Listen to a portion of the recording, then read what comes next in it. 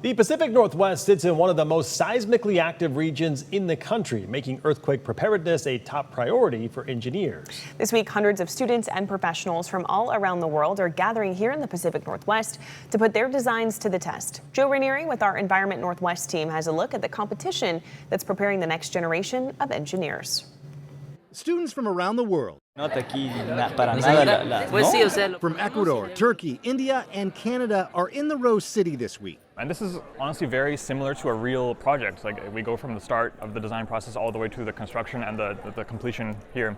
You could think of it as a science summer camp for adults, where students compete in making these buildings all out of the same material, balsa wood, very strong and low density. We are repairing our models that we spent many months working on and building.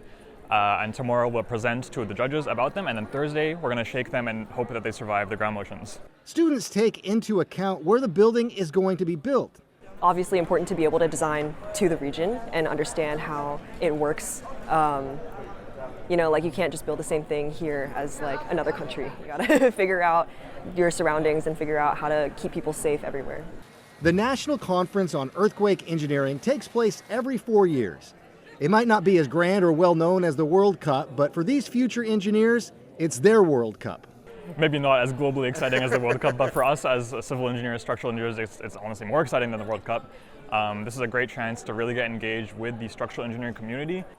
It's also an opportunity for the science community to come together. So bringing people together from all over the world, we're able to exchange ideas across disciplines from geotechnical to structural. And share experiences.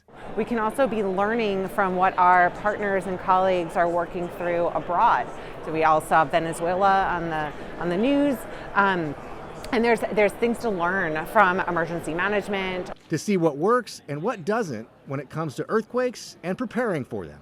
For Environment Northwest, I'm meteorologist Joe Ranieri.